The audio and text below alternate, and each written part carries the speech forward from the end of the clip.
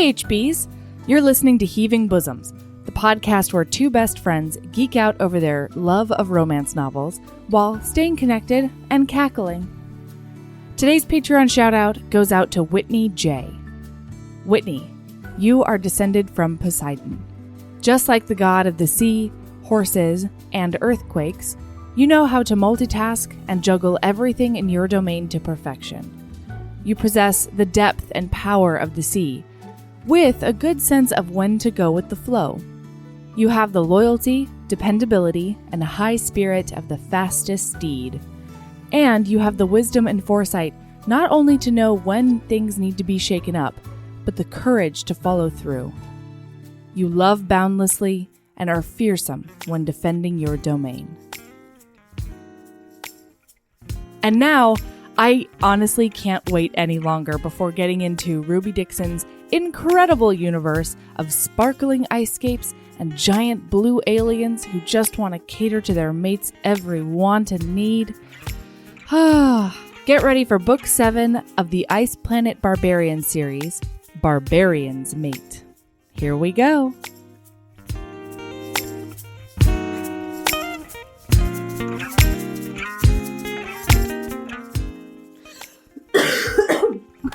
Hi, Erin. Hi, Melody. I'm sorry, I'm still sick. That's okay. So, do you want to know what happened to me this week, or at least in my house this week? It happened in your house, but not to you?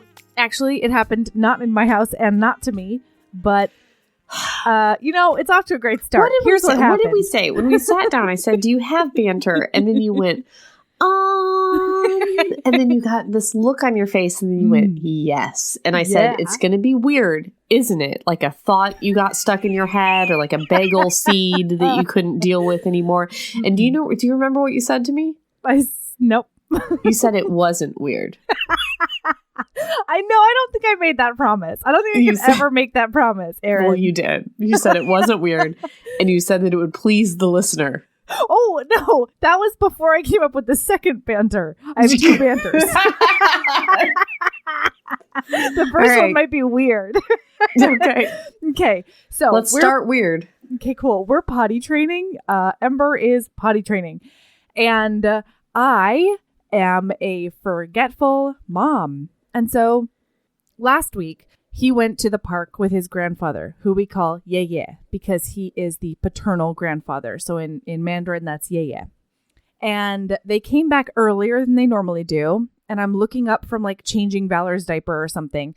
And I was like, I look at Ember and he's like waddling inside and his whole inside of the pants is just completely wet. Because I totally forgot to put a diaper or a pull-up on him when he left, right? Okay. Bad news bears. So then this week, I was like, I'm going to keep it together. I'm going to be such a great mom. And then I sent him to the park without a pull-up on again. Oh. And so then I realized this like an hour later. And I'm like, well, they haven't really said anything. So I bet it's fine. Then they come back in. And I was like, oh, Ember, do you need to pee? Like immediately. First thing I said to him. He throws his arms out. And he goes, I did. And I said, oh, okay. Oh, good. You're dry? And he was like, yes. Yeah, gave me permission to pee in the dog park. Incredible. So maybe I'll be so free. Right? I know. They went over to the corner of the dog park. Pee in the dog park. Same. Be nice. Although, can you imagine how confused those dogs are going to be the next day? Being like, what the fuck, man? I thought only dogs marked this place. No, not anymore. No. Ember has been there, you guys. So that's the first one. That wasn't that weird. That was a really normal Melody banter. There we go. Good. It's a parenting banter. That's one of our standard banters. It is. I mean, it's a lot of my life. Yeah. Yeah. I don't even want to throw out a percentage because I think it's either going to be wrong or way too right. It's like banter is usually parenting, a thought Melody had, like a weird thought, like a bagel war. Like, am I wrong here? I like to eat nachos in the bathtub. Like just weird shit. Ways I got injured. Or Ways dog you got stuff. injuries is a big one. Yeah. Yeah. I perforated my eardrum this week, guys. You did. We could have done that. I know, you poor thing. Call me one headphone Sally, because I can't hear out of the other one. Is that a nickname people have? One I headphone think so. Sally? Yeah, That should be one my headphone DJ name. Sally is really going to do it for us, I think. It's going to take us to the next level. The hippest new DJ out there, one headphone Sally. I have some actual related to the book banter and a confession. Ooh, a confession. Yeah, here's my confession. Listener, I'm coming at you with no notes. Erin is responsible for the plot for this book. And I remember a day. I'm going to say it was yesterday. Do you remember this day? Yesterday? Vaguely. It was Saturday. Wait, no, Friday. What day did I fly home? Friday.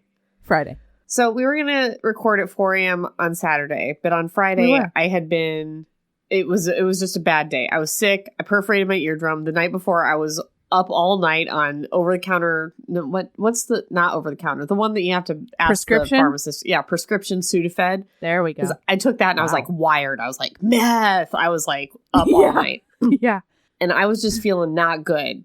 And do you remember when you said like it was okay that I should get some rest and not to worry about it? And you take good notes this week. Do you remember that? No. Yeah. Vaguely. I have the text. I remember telling you that way earlier in the week, and then everything got derailed. Yeah. Oh, okay. Yeah. But I did say, hey, don't worry that you have only read half of the book by that was right because Friday that was night. Thursday. Because I said I haven't read the book yet. That's right. That's correct. You're correct. So today I was like, hey, Erin. Yeah. I'm glad that it's going to be super fresh for you because I need you to be responsible for major plot points. I cannot. And here's why, you guys. I remember it. Yeah, me too. I'm going to remember stuff as we go. Welcome to my world. Here's the thing. I read this book super early, and this is number 7. Today, listener, Professionalism in 2019. We are reading, The Barbarians Mate. Barbarians Mate by Ruby Dixon. And it is book number 7. It is 7. The series is called Ice Planet Barbarians. Right. And I always think it should have another word in it, like Ice Planet Space Barbarians, or like Sex Planet Ice Barbarians, or like something else in the, like, doesn't the cadence just sound better Ice to have Planet like another? Barbarians. Fucking you're real good. like colon. There should be a colon in there, you know? I keep calling it Ice Planet Sex Barbarians or Sex Planet Ice Barbarians in my head. Well, that's not what it's called. We're reading book 7. So we've had this on our list for a long time. Then I went to KissCon and Sarah McLean went through it in a very vivid way in her Bananas Books panel. Or I was like, oh man, I really need to get to that. And then I mentioned it to somebody that we were going to get to those. And then Danny from Black Chicklet was around and she was like, oh, don't do the first one because there's like a very graphic gang rape.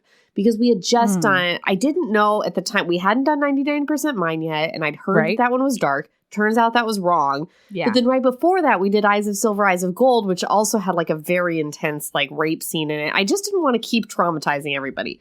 So Danny said we should do book 7, Barbarians Mate. So that's the one we did. Cool. And I read this one like, I think Monday. And I think, Erin, my catnip, my just must nom all of it is quick read, like totally bonkers alien erotica / romance. Look what we've learned in the year and a half that we've been doing this thing. I know. Here you thought you were here for something totally different. Right. And it turns out I find out what I love is societies built on double penetration and surprise spurs. We'll get to that, listener. You left out the incest, but we'll roll with it. Societies built on double penetration, incest. Hashtag cousin stuff. Anyway, so I read this one, number 7, on like Monday. And then I was like, okay, you know what I'm going to do? I'm going to reread number 7, and then I'm going to take really good notes. And as a treat, as a reward, I'll buy number 1 and I'll read that. And then, just like all of the rules I make for myself, I said to myself, do you really need to do that before you give yourself the reward? And then I didn't do it. And I just read the first one, thinking to myself, you know what? After this, I'm going to take the notes. And then the moment that I got done with number 1, I was like, but I have to know Liz's story. I have to. And so I bought number 2. Then you read number 2. And then this kept sort of happening. It kept happening. Through, I think, book 4 this week. So I don't have notes, but I am going to be real deep in history. You're like a scholar and color of commentary. This planet. I am. I'm a historian. Scholar. Ask me. I'll tell you. All right, because I have questions. I thought I read the first one a long time ago. You didn't. Like post podcast, but like maybe a year ago because it came up in our Alaska book club. Yeah. But I don't remember There's not a single way. There's not a single way you did. You would know. No, I did. No, you would know. No, I think I read the Christmas one. Probs. Yeah, sure. Which one is the Christmas one? Have you read that one yet? That's 3.5 question mark? Okay, whatever. Yeah. Anyway, all right. So here's the deal, guys. There's a bunch of ladies. Oh, man. Earth. Yeah. 7 of them, I think. There's a dozen of them. Yes. A dozen of them. They were somehow captured by bad aliens. Here's the thing I love about this universe, okay? What she does, Ruby, our beautiful high priestess Ruby, she validates all of the little green men stories that UFOers on planet Earth currently, the actual UFO people, tell. And so all these ladies wake up all of a sudden with like little green men going beep boop bird click like burp, burp, burp, burp, and they're beep boop bird click. That's it. Their language sounds like chirping birds. All right, I got you. I'm here. I get it. It's like signs when they're like. That's the one. Yeah. Except like caw, just tossed in there. You know, that's not a click. Anyway, all right, okay, just keep. I don't know why I'm obsessing over this. You say lots of weird things. Just keep going. Okay. Yeah. So they wake up. They're getting probed. Yeah, they're taken by these little green men. And what they essentially find out is that they're taken from Earth. None of them have any like close family or anything like that. So it's unlikely that they'll really be missed. And then they are going to be sold into slavery. So we are stepping into this in book 7. It is a year and a half after they landed. A metric fuck ton has happened and all of it is awesome. It's not true. I mean, here are the things you need to know. Right. I know the things you need to know because I only read 7. Yeah, she knows it. These ladies were on the bad alien ship. Somehow that ship like crash landed or like purposefully landed. I'm not sure. It doesn't matter. And don't worry, guys. I'm going to do a Patreon episode on all the things I've read as well. Sure. So tune in. So Patreon. All Hear those me gush. aliens, bad guy aliens, I think raped all the ladies. There's some trauma there for sure. There's a lot. Yeah. Whatever it was traumatic. Okay. So now those bad aliens, they're dead, and these 12 ladies are on an ice planet. Full of barbarians. Real good. Yeah. And they've got some parasites that are actually symbionts, and they're taking care of them. So this planet... I'm doing I'm sorry. Beep bop bird chirp. This is my segment. And it's stuff you need to know about the planet. Right. Bing boom bong. Stuff you need to know. Nope, it's beep bop bird chirp now. We've changed it. Sorry, loyal listener. Your whole world has changed. The sounds are different now. So we're on this planet. It's an ice planet full of barbarians. They're blue. They're tall. They have tails. They whip around. They've got horns.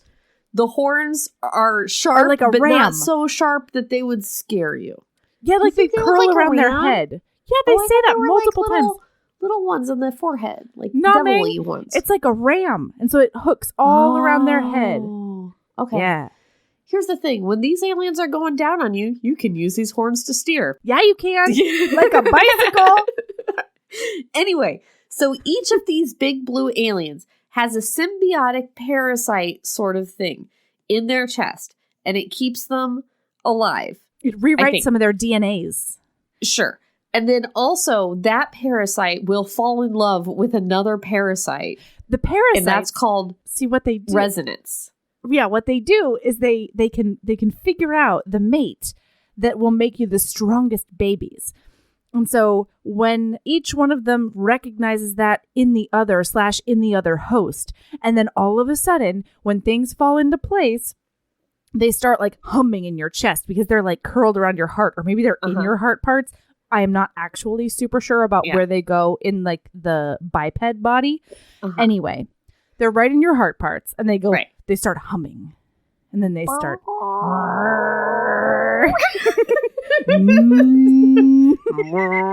I couldn't not hear it. I could not hear a dishwasher noise every time it happened. No, that's all I could think of. Washer noise from the poop robot.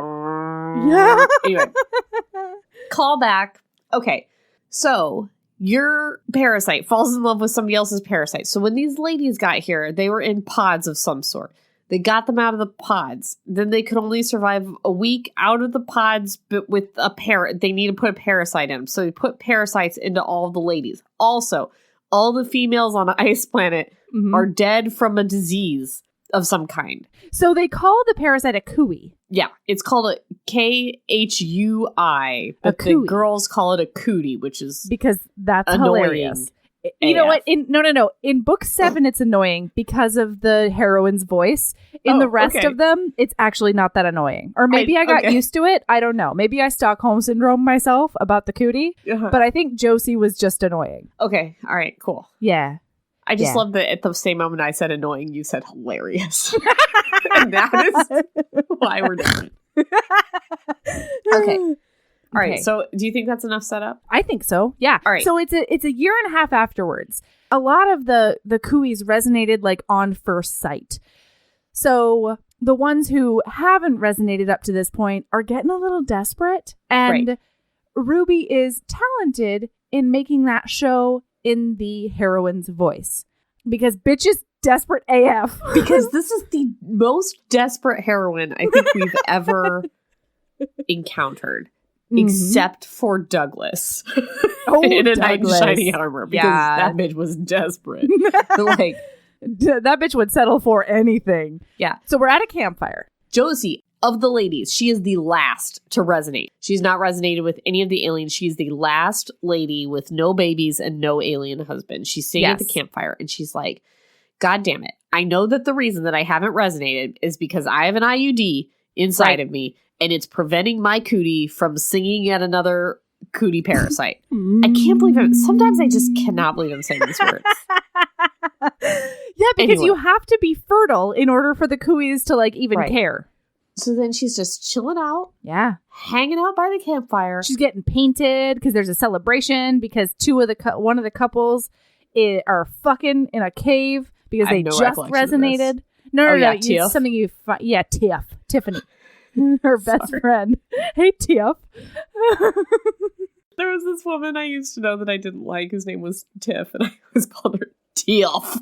I know. I can't not do it. Okay, all right. Anyway, so she's just chilling out. And then she stands up.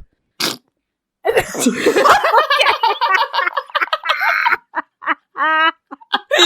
was going to say, click, something... She just queefs out her IUD. All of a sudden,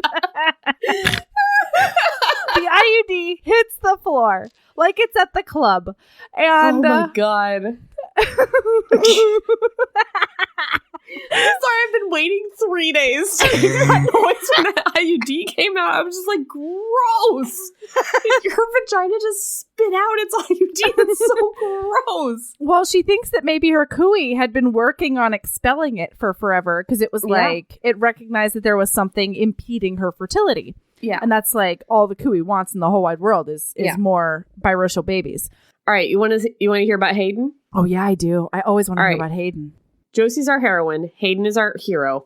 She doesn't like Hayden because he's surly and quote unquote mean to her. However, we never see this in practice. Okay. I have no idea what Josie's fucking problem with Hayden is. So from what I've seen from the other books, there's always a little bit of setup for the next couple. Okay. And I didn't actually get to it. What I should have done is read book 6 and then started back at 1. Okay. Because I would have seen more of Josie. Because the whole premise of book 6 is that everybody's hitting on Tiffany. And Tiffany is really, really traumatized by, all the rapes that happened. Sure. And so Josie is a good friend, and she sets up like this sort of tournament thing to keep the dudes who are hitting on her busy and at bay. They have to do these games. And I'm pretty sure that you get to see Hayden, at the very least, reacting to Josie. Because Hayden is super closed off. Hayden is not social. And you see that from book 1. He also, he doesn't like people who talk a lot. And Josie never stops talking. And a lot of times what he does is huff and then leave the room anytime Josie says anything. So she's just like, man, this fucking guy hates me. I'm not even sure why he hates me. He just has a problem with me. It's super dumb. He's the only man on this planet who doesn't seem interested in mating or being social or being fun. Right. And by man, you meant ice planet sex barbarian alien. Colin, fucking you're real good.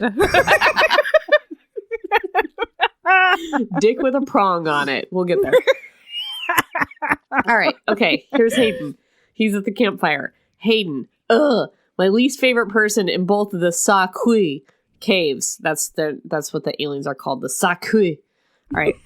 He looks pissier than usual, which is kind of a feat for him. If he wasn't such a dick, maybe he'd be handsome. Maybe. He's big, of course, and heavily muscled like all the Sakui men. He's got big, arching, curling horns. Oh, it did say curling. Didn't it? I herbs it. Jutting from his forehead like a ram on crack. Like a ram. Yeah, I herbs it. I highlighted it and herbs it. That's talenting. Talenting? God. It is talenting. Yeah. You know what? It's a word now. I did it. Congratulations to me. Good job, Erin. Thank you. He's got pale blue skin and his forehead is covered with thick, platy ridges that should make him look like a mutant, but only emphasize how strong the rest of his features are. And he's got the long black hair of the Sakui, but it sounds like a sneeze, kind of. But he wears his hair shaved on the sides and one extra long braid over the top down his back. I'm sorry. Hold on. I had to take a quick pause because I don't know why that particular haircut is so hot to me. And I don't know. Shaved on the sides and then a top knot that is a long braid down his back. Listen, so I think it's because it dates back to an early crush, an early and never consummated crush. There was this guy and he had everything shaved. A real guy? Yeah, his name was Kale. Uh-huh. And he was all shaved all around. Was it? Uh-huh. Yeah, Kale Freeman, right? Kale? Yeah, please say his full name. name. I'm going to have to text my mom. Anyway, so, and he had this little tiny ponytail before man buns were a thing. He never did a man bun. But I don't know, man. There is something I think sexy. a lot of guys in the late 90s had the shaved on the bottom, ponytail on the top going on. I definitely remember that. I don't know. Being a thing. I don't know why it works for me so much. I remember that hairstyle often paired with a Limp Bizkit t-shirt or that tracks. A Slipknot or a Jinko. Mm-hmm. Oh yeah. And he was always pulling up his pants, even though he was wearing a belt. Is that what a Jinko is? Like the Jinko pants, the wide ones. Right. Yeah. I don't know, but it was an adolescent fantasy. No. Oh yeah. I did have a studded totally belt. Anyway, so Hayden is really just firing all my pistons right now. He's a little surly. The film He's Avatar. Tough to unlock. Because these guys are just avatars. There is a reference to that in one of the books somewhere. Oh yeah? I don't remember if it's this one or not. There should be, because they're just avatars. No, I think it's an earlier book. You know what? They've got horns and a spur. Please do not forget their spur. A penis spur. We don't know that the avatars don't have penis spurs or penis ridges or weird tongues. You know, you're right. I want to see X-rated Avatar. Yeah. Anyway, sorry, listener. All right. So she sees him at the fire. Is it at the fire? Is it that night at the fire that they do their resonation? Yeah. Okay. So here's what happens. Here we go. I'm just going to rapid fire it for you. So she sees him. He fucks off. And she's like, good. I'm so glad he fucked off because I hate his whole face. And he hates my whole face. Right. So then kersplat, her IUD comes out. And then she thinks to her, I'm so sorry. Woo. So then she thinks to herself, ooh, I'm going to take my chesticles and I'm going to... she just leaves it there on the ground? Or do you think she picks it up? Does. What do you think she does? Know. Do you think she's going to like frame it? I don't know. I don't know. It's gross. I'm sorry. You are the person that in Virgin Romance Novelist, you told me that you would contemplate picking up a vibrator that had just been up my vaginal canal without a Kleenex. Yeah, so because I love you. But this is gross. Her picking up her own vaginally coated IUD. No, picking it up wouldn't be gross. Leaving it there would be gross. For somebody else to stumble upon and be like, "What's this alien contraption? I've never seen plastic before." Yeah, like maybe I should clean my teeth. Weird. Yeah, yeah. Is this a toothpick? That's what's gross. Fair. Responsibly picking it up and disposing of it, however they do on Ice Planet Sex Time, is the right way. Fucking you real good. Okay. I'm gonna get over that soon. All right. So she is like, I'm gonna take my cooey and I'm gonna point it at some men's. Here I go. Oh, I'm gonna start with the old men's just to make sure that I'm not getting them. And the cooey is silent. And so she's like, oh, I'm gonna go over to the hot men's. And so she goes over to them. Nothing happens. And she's like, I guess we'll have to wait because tomorrow they're going over to the other cave. There's 2 caves, y'all. There are so many people now. There's 2 caves. She's like, maybe my mate is over at the other cave. So she goes back into the main festival area and all of a sudden her cooey starts resonating, but there's nobody in front of her. And then she's like, what is my cooey doing? And so she turns around and guess who's standing there, bitches? It's Hayden and his surly face. I look down and my small boobs are vibrating.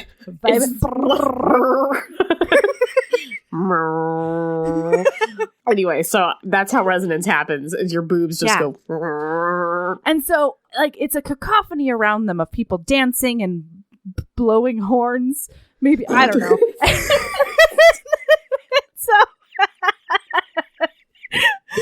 So she and Hayden are like, she's like, oh, fuck, not you. And he's like, oh, man, like, this isn't what I wanted either, but, like, come with me. And she's like, I'm not going anywhere with you because I hate you and you hate me. She's so mean. So he's like, do you want to, like, do this in front of everybody? Because the cooey demands that we get our fuck on right now. And she's like, well, we better go then. So they go into another cave and they start chatting. She's crying and she's like, I can't believe my cooey is such a bastard. My cootie, sorry. Such a bastard. And it's done this to me because you're the worst. And he's like, well, this isn't what I wanted either. Right. And there's a moment that she's pretty unfair, but also pretty understandable because she's telling him to his face how much she hates this. Let's review. She's visibly crying. Right. And then she's like, hold on. I don't like the fact that he just told me that I am not his first choice. Like, that doesn't feel good. And I'm like, Josie, maybe have some empathy? Like, just like, do you hear what you're saying out loud? I know. So anyway, so she asks him, she's like, wait a second, I thought you had a mate. Ugh. Because you can only mate once, you guys. Once you mate, that's over. Like, if your mate gets killed by a wildebeest, you don't have one anymore. And you're never having one again. It's horrible. You can still bone, but it's like... Yeah. It's like fairies. Like, it's very similar to fairy times. It is. It is. And the boning between resonance mates, which is what they call them, is like an elevated, like you're on ecstasy, you're having the time of your life kind of boning. Whereas like the other stuff is just, pedestrian sex. Yeah, like fairies. Anyway. Fairy times. Like fairy times. Exactly. So he's like, it's complicated. Right. Regarding his former mate.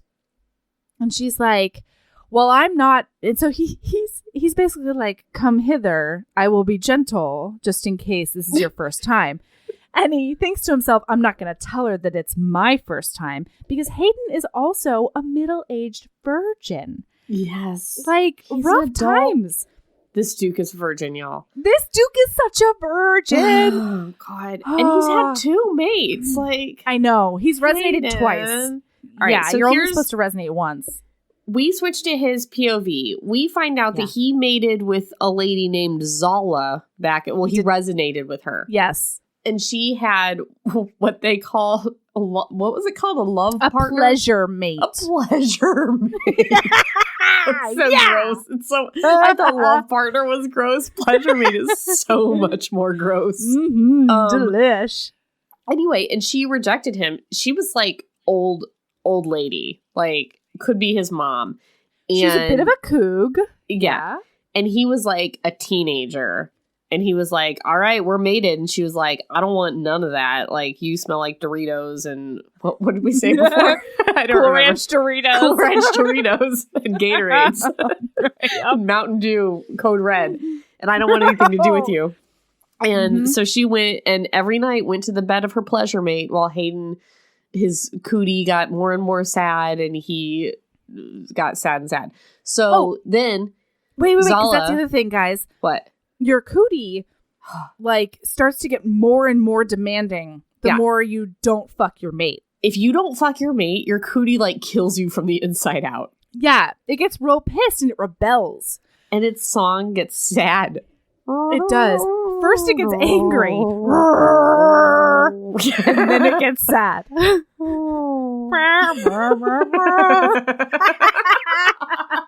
know what I think of? Is in The Little Mermaid when the seagulls sing. That's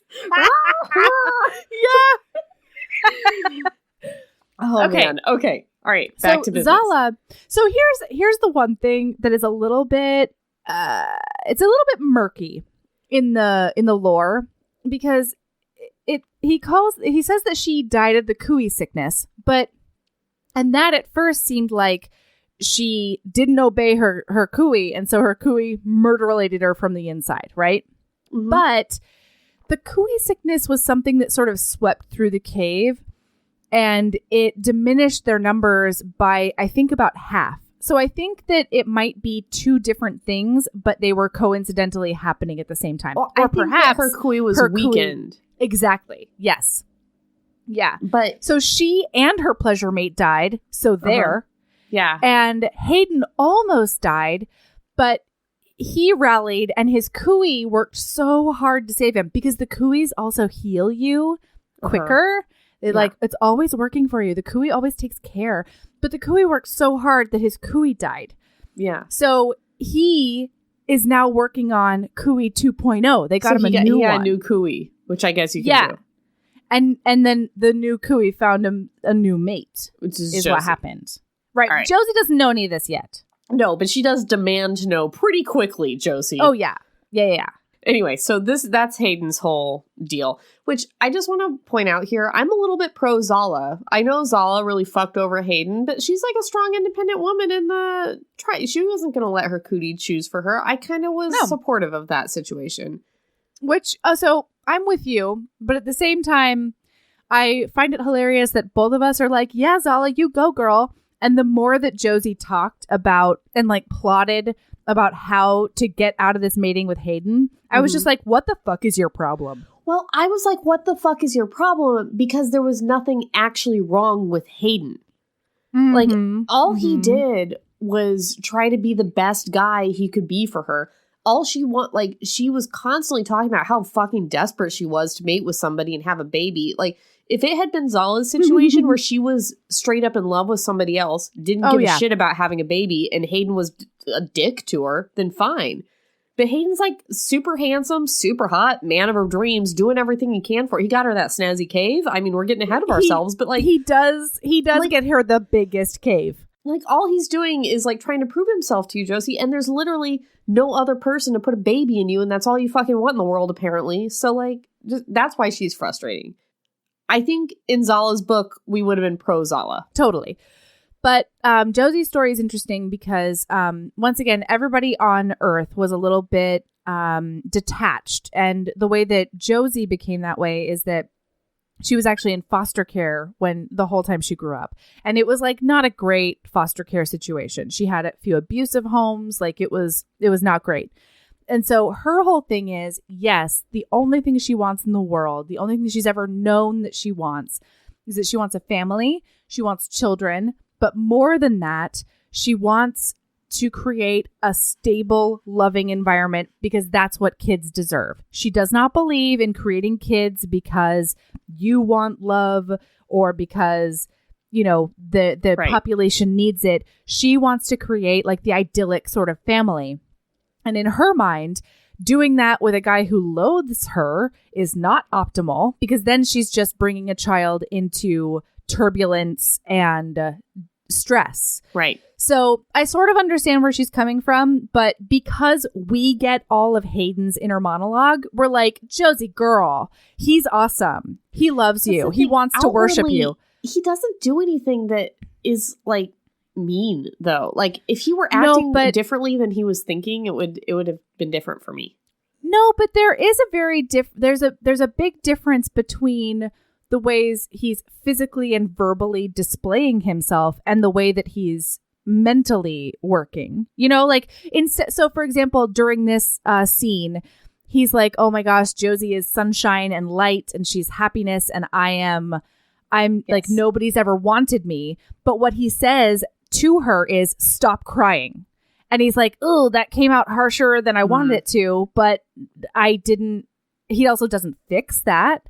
So a lot of times he's just snapping at her on the outside, but it's hard to read that because we're so enmeshed in his inner monologue. Sure. I think. Yeah. Okay. I'm with you. Yeah. He wears both leather pants and a loincloth at all times. Yeah, do you find this to be odd? Oh. You know what I imagine them to be? That it works for me. So he's got his shaved sides and his long ponytail that you can just grab onto in addition to the horns. And then he's got a loincloth and what I imagined was leather chaps. Yeah, something like that. So, but just so you know, because of the cooties, they are constantly horned up all the time. God. Her arousal, the scent of her arousal is just filling this cave. And his 18-inch cock is at attention, I'm telling you. Like the loincloth is, if it were anything but leather, he would have ripped through it already. Right. Well, he's the leather and he's got two layers, it seems like. Here's the thing. Well, we'll get to it later. All right. Okay. Everybody sleeps in a cave. I knew you were next to the fire. Yeah. On piles and piles of furs. Yeah, they say Everyone has a fur instead pile. of like, yeah, they're like, instead of saying we're gonna go to bed or we're gonna have sex or something like that, they go, I'm taking her to my furs. So all these bitches sleep in leather pants with no underpants. No, every they sleep night. naked. Well, a lot of times Josie's sleeping in leather pants. Well, yeah, because she's dumb. But here's what I'm trying to say. She's under four furs. She's in leather pants. She's next to a fire. She keeps waking up and being like, I'm wet. I'm like, Josie, you're sweaty. Like, that's not... like, you are head to toe in leather under four furs next to a bonfire. Like, air it out. That's how I feel about their fashion choices. But yeah, they're always wearing leather. Okay. So that night, they have the big argument. They're upset with each other, but they're also horny for each other. Yeah, that night, Josie's like, I'm sorry, if I said yes, you would fuck me right now? And he's like, of course I would. Like, why would I not? And she's like, I am not doing that. We are not doing this. And so I'm going to go sleep somewhere else. Also, don't tell anybody that we're mated. I know it's going to come out at some point, but I need time. I need to like mentally adjust. So we're keeping this under wraps. And he's like, all I want to do is take you to my furs. But oh man, these Ice Planet barbarians who fuck you real good, you guys, they are all about the lady's choice. That's what they're all about. And also the Kui makes you crazy about pleasing your mate, especially if you're a dude. And so he's like, if this is what it takes to please my mate, then that's what will happen. And I will wait as long as I need to for Josie to come around. Right. So that night she's so pissed she sleeps in the dog kennel. Yep. Next day, she's hanging out with all her friends, all the babies. She talks about how much into babies she is. She's super into babies. The next day, they've got to take a big hike. Apparently, they were on some hunting trip. They've got to take a big hike back to the main cave. Hayden comes out. He's got her snowshoes. He expected her to meet him at his cave because she's his mate now. And then she realizes that she didn't come and he's just got her snowshoes. So he just like leaves them on the ground and walks away. No, it's so cute because I interpreted this differently and I found it to be adorable. Okay. So she comes out with her friend Tiff. And and they see Hayden and Tiffany's mate Saluk, and Hayden takes one look at her, scowls, throws some snowshoes on the ground, and then storms off. Yeah. And so she's like, wonder what bee is in his bonnet. And I'm like, her name is Josie. The bee's name is Josie. Uh-huh. So then she goes over being like, I wonder why he discarded these snowshoes. And she realizes that he was waiting for her with her snowshoes. Yeah. But then he wanted to respect the fact that she didn't want anybody to know. So he had to get as far away from her as possible, lest their cooies start singing a horny song. Yeah. So he... It's so sweet. So he volunteers to scout far ahead. But it doesn't work because later in the day, during their journey, he comes over because he has to something. And her cooey goes, oh? And she has to fake to Tiff that it's a fart. What is that? What is that? Like, it doesn't last long, you guys. Like the idea that it's just like, whoop, and Tiffany is like, was that you? And she's like, yeah, it's just a fart. I don't feel so great. So I loved it. My favorite part of the book, where it was like, was that the alien parasite in your chest singing to the horned blue alien that is your mate? And she's like, no, it's just a fart. Incredible. Incredible, Ruby. Like the idea that you could make this world and then also write that. Hats off. It's poetry. It's goddamn poetry. All right. Meanwhile, Hayden came over to yell at everyone about going too slow. So like that's Hayden's brand.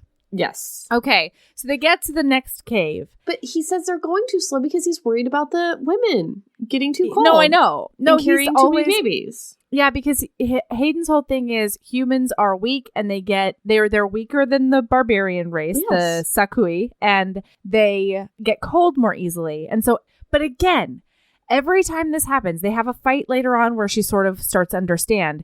And she's like, just because I get cold easily doesn't mean that I suck. And he's like, no, I'm not. I never said that you suck.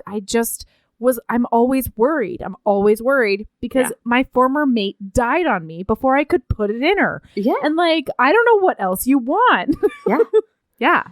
So what happens when they get back to the cave? I think this is when he goes and gets her the fancy cave. Because somebody's like, that's what happens. Yeah. Join us in our bachelor cave. And he's like, nah, I need a cave for me and Josie because we're mates that's now. Right. And they're like, oh my God, an incredible cave just opened up. Like a 5-bedroom cave. It's true. Great view. Like it's got a saltwater bathtub. Like one of the best caves we've got. Smooth walls, just really good stuff.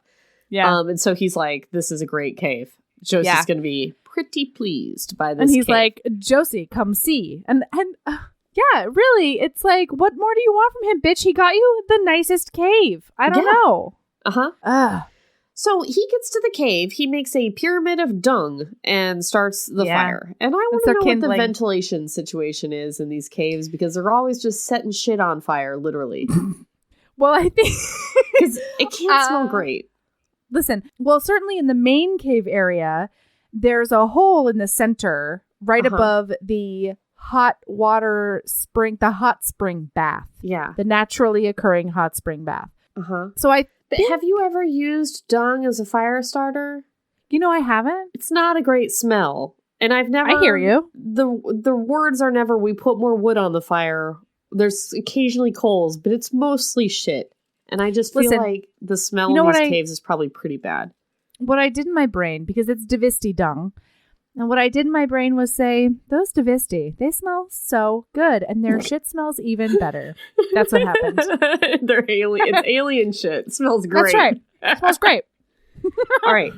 So then that night, she sleeps in the cave with him, but like separately. Yeah, he puts her in his furs, and then he camps out across the room because that is what will make his mate happy.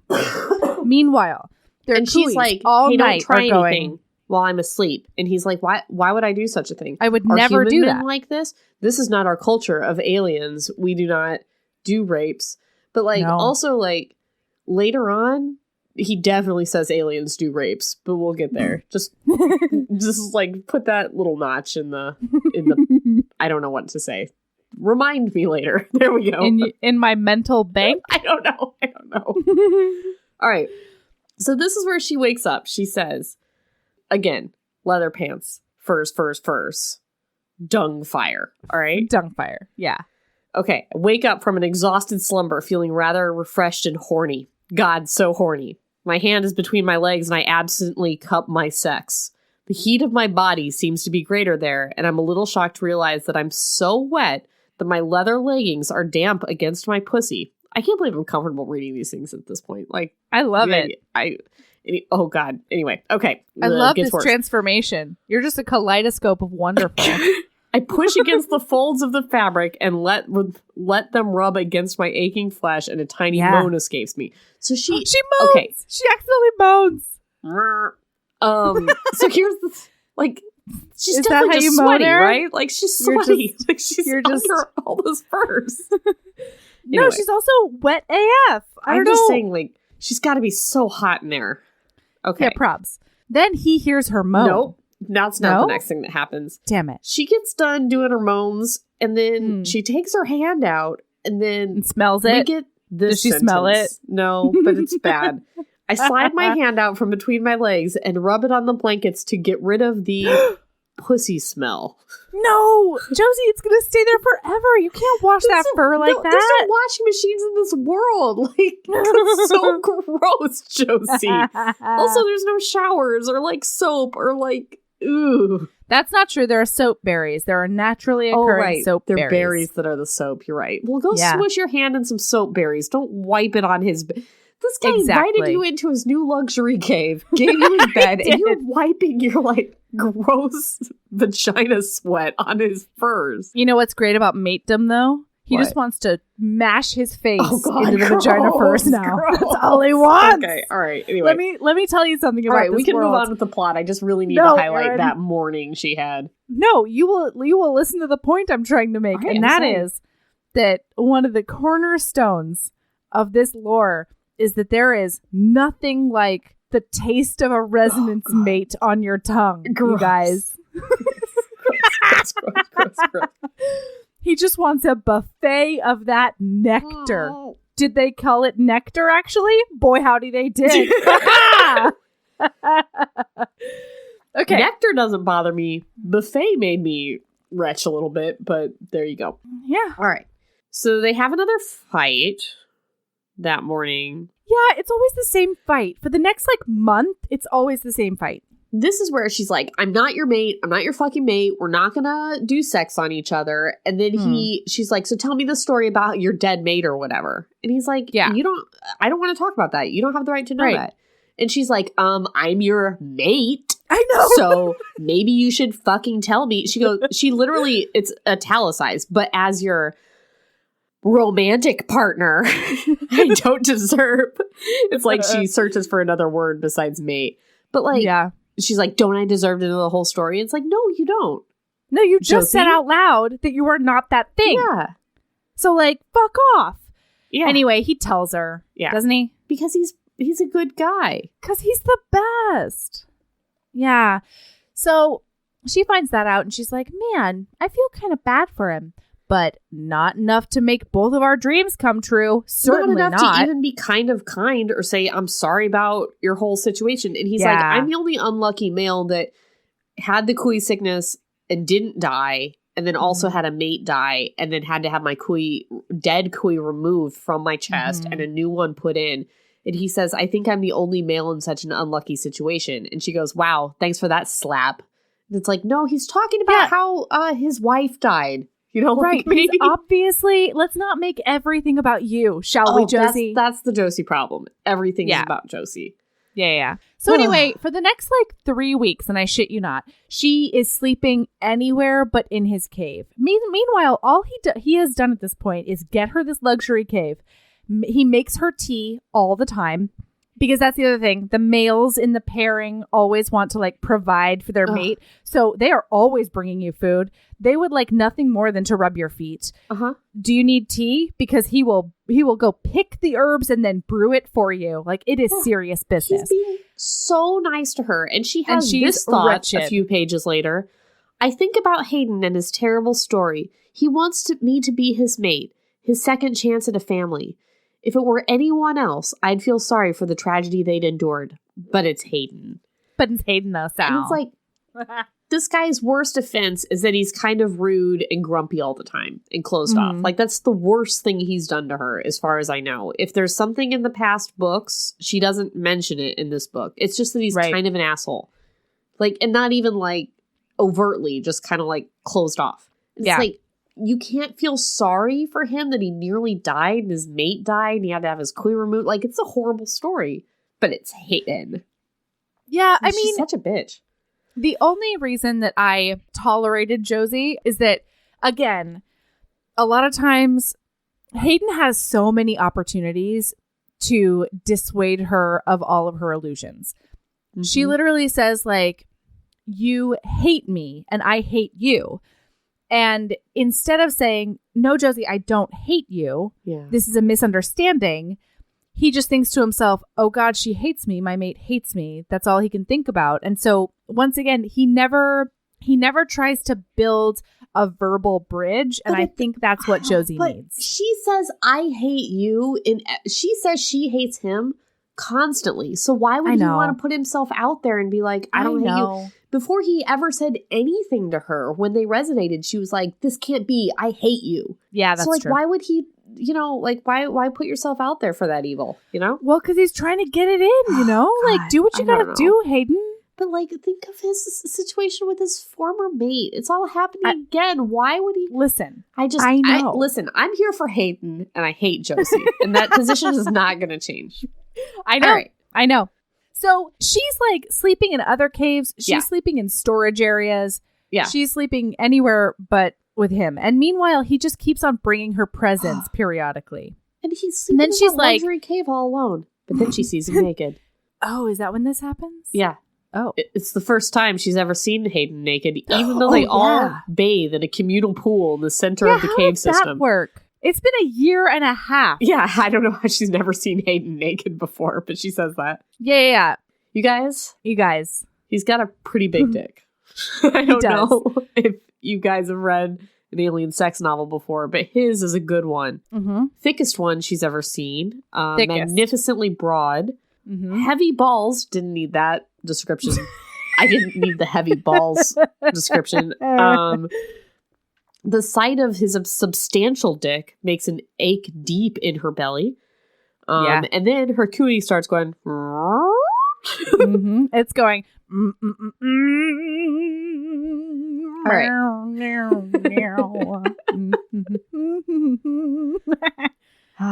Okay. So she says, I want to mate. So images of touching him all over move through my mind, and I have to fight the urge to rush over to him and tackle him to the cave floor. This isn't what I want. I want a mate that loves me, not someone who can barely tolerate me. I can't bring a baby into this world in any other way, no matter how badly I want to be a mother. And I wrote the note, maybe he'd like you if you'd stop being such a bitch to him all the time. Oh, man. All right. Yeah. Fair enough. At some point, weeks later happens, but at some point she gets this idea that if Hayden's kui died and he was able to put a new one into him, that she could maybe kill hers or remove hers and get a new one that didn't like Hayden. She wants to swap out both their kuis. Right. this is after weeks and weeks of like they're wasting away. They're looking like Bella in the beginning of book 4 of Twilight. Like she's like a Skeletor. She can't eat. He can't sleep. Like they're dying. Their kuis are eating them from the inside out. So he decides, okay, if this is what she wants to figure out, if he's like, there's no way to get rid of your kui. That's not a thing. But she thinks that there's a machine that can do it at a spaceship. Yeah. There's a spaceship machine. So turns out, this is also a part of the lore that doesn't make a whole lot of sense, but I will address it on the Patreon. Basically, almost 300 years ago, the way that the alien race got there was that they were on like a pleasure cruiser, and the pleasure cruiser crashed on this ice planet. So like 60 of them were stranded there, and then now it's 300 years later. So they call the spaceship an elder cave, and 300 years later, some of the things work and some of them don't. In book 3, the surgery machine worked. So I think that something happened to it between book 3 and book 7. It is now broken. Yeah. And there's one of the other humans. Yeah, one of the other humans is attempting to fix it, but she's not sure like what the status is. So Hayden is like, the only thing that is like the cornerstone of my personality now is pleasing my mate. So if she's really serious about wanting to take out her kui, I don't want to take my kui out because it doesn't seem right. But I will go with her and support her in taking out her kui. So he is going to take her to the Elder Cave and try to make this happen for her. Right. So they hike out to that Elder Cave. They're hiking and hiking. Harlow's just like, surgery machine is broken, and doesn't really like, I don't think she has a lot of initiative to fix the surgery machine. She's just like, she is a new mother. And I do not want you coming at Harlow. She is dealing with a newborn. All right. Well, she's dealing with a newborn in like prehistoric times, Erin. How long do you? I'm sorry. No, you will wait. She is diapering a baby with leather. Okay? Oh, God. She has things to wash all the time. I don't know. I just feel like she made a choice to have a half-alien prehistoric baby. Her kui chose. How dare you? Her kui chose. There was no choice. You have to please the kui. All right. Okay. But here's basically the conversation between Josie and Harlow. Sorry. They show up. Josie's like, hi, Harlow. You're the mechanic around here. I would really like it if you could help me use the surgery machine to remove my kui. And Harlow's like, it's broken. And Josie's like, what's like wrong with it? And she's like, broken. And Josie's like, are you going to try to? And she's like, no, broken, Josie. That's not true. And it's like, it's very... What she says is... It's very because I said so. No, it's broken. And she's like, listen, I've been trying, but it's alien technology. I don't actually have any like parts. I can't order parts. I have to manufacture my own parts out of cannibalized metal around me.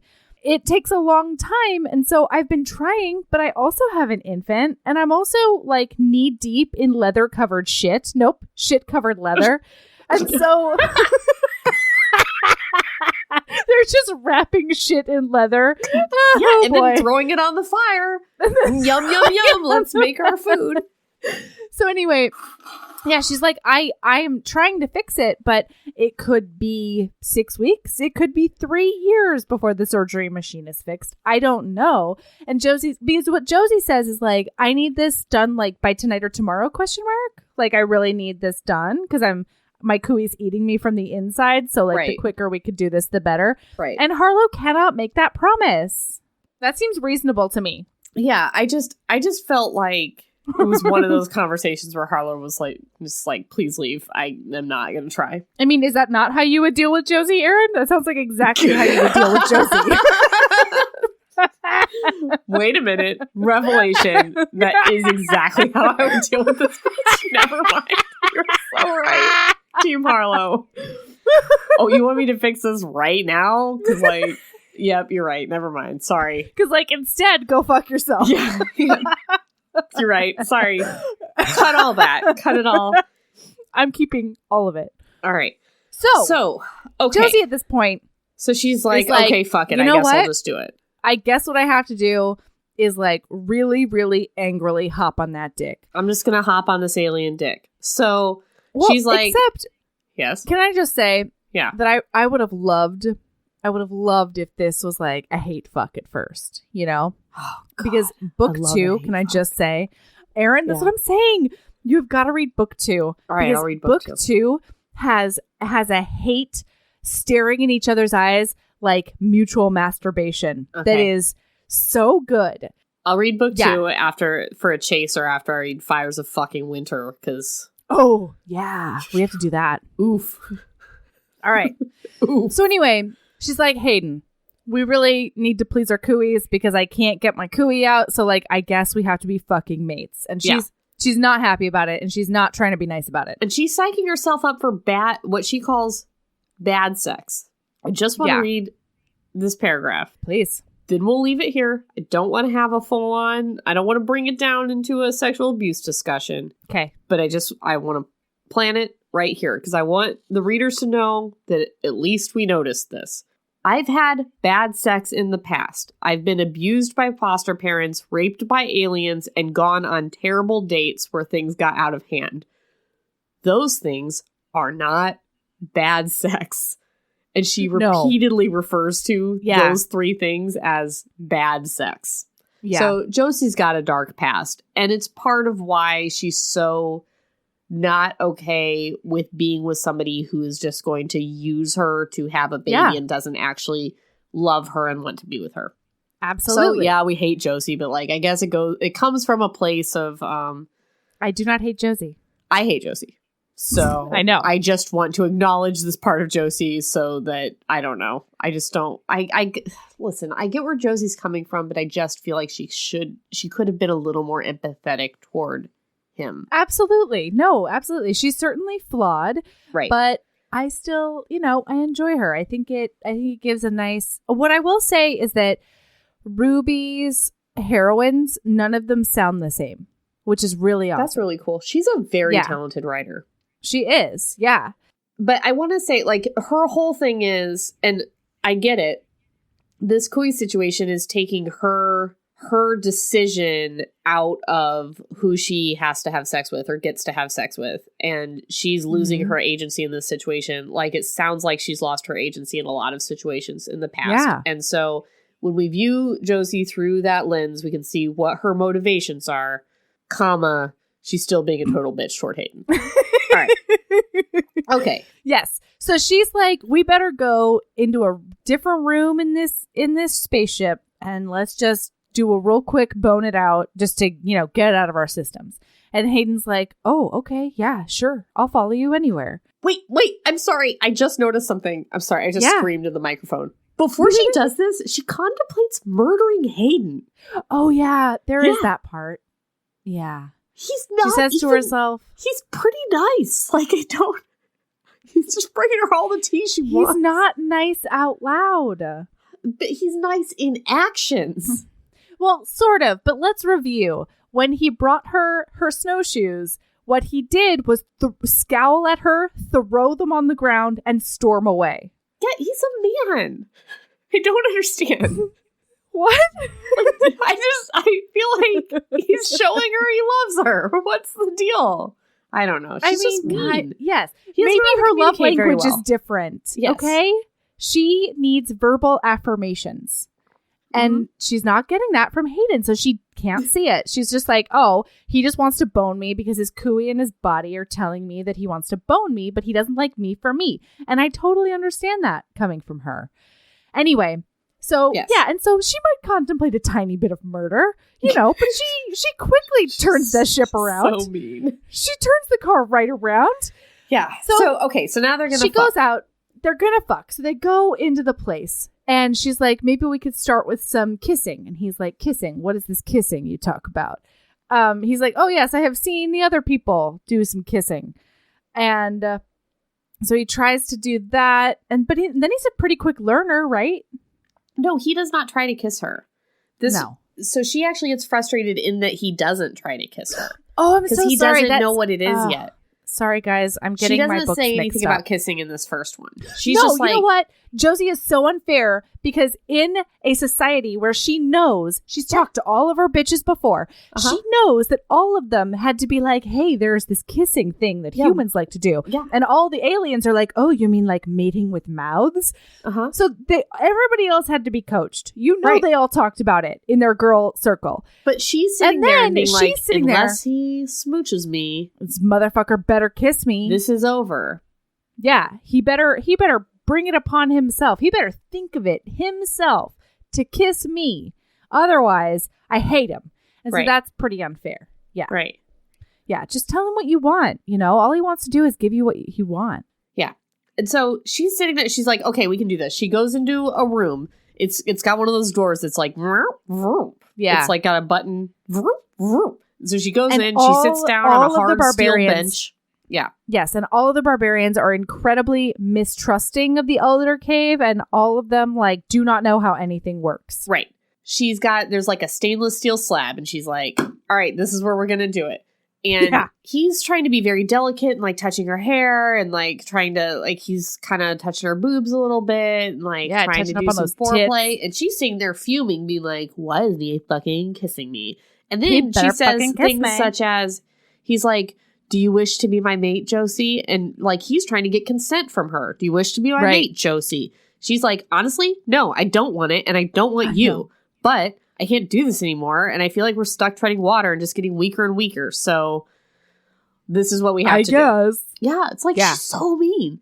Okay, so then she sits there for a while and then he like doesn't smooch her. I forget what like sets her off, but she's like, no, this is done. I don't want this anymore. Oh, like, I'll tell you what sets her off. Don't worry. I got it. She like touches maybe his rib cage or maybe his arm or something. And this dude is such a virgin.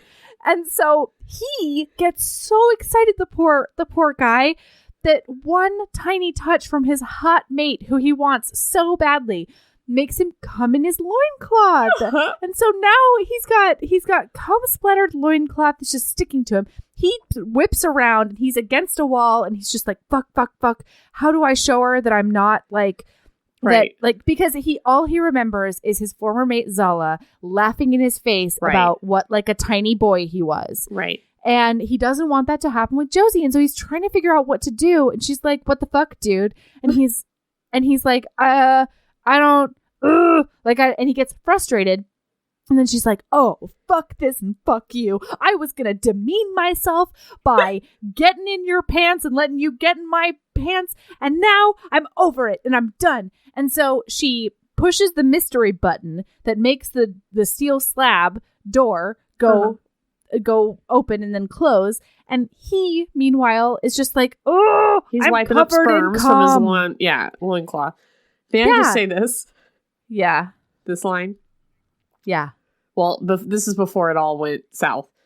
Oh, sure. Her kui is singing loudly in her breast, and her scent is so ... overwhelming. And I just wrote, it really is a fart. It's a fart! And then the scent is so overwhelming. Like, I just can't get it out of my head. Anyway, man, and you know what? Even farts smell good to resonance mates. That's how deep it is. Yes. God, gross. Okay. So she's this is another part of Josie that is so storming off and then being like, why won't he follow me? Girls, yes, we've said it before. We'll say it again. It doesn't fucking work. Do not storm off and then be like, why didn't you follow me? They never want to follow you. They're never going to follow you. Or maybe you know for a fact that your alien barbarian mate doesn't know how to work anything on a spaceship, so maybe he doesn't know how to open the door. You guys, she's like, why didn't he follow me? This is so shitty. He doesn't even like me. And then it clips back to his narrative, and he's like, I'm stuck in this room. How does this door open? He's banging on the door. I want to go to my mate. I'm so covered in cum. I need to go find my Josie and tell her that it was my problem, not her. But boom, boom, boom, boom. I don't know how to open this door. Oh, God, it's so good. So then she's like, you know what? I am done with this. I am done with everybody thinking I'm a weak little human. I'm done with this kui deciding my destiny. I'm done having no agency. So I am fucking off forever. I'm over it. I'm done. Yeah. So she gets up a bunch of supplies while nobody's looking. And she's like, I'm just going to go find this cave by the sea, and I'm going to live there for the rest of my days. For the rest of my life, I've never here I go. Hunted? Never gathered? Hunted. Nope. Or, I don't know, any of the things that you have to do to survive in the wilderness. She's never done. She just takes like a handful of fucking granola, and she's like, this is me surviving on the ice planet alone on the glacier. Can't wait. Yeah. I don't know how to... Oh, she does know how to make leather. I will say that what I found out about Josie before is that because she couldn't resonate, she wanted to figure out a way to be useful to the tribe. So she's been learning a bunch of crafts. She's been doing baskets up the yin yang. She's been tanning a bunch of hides.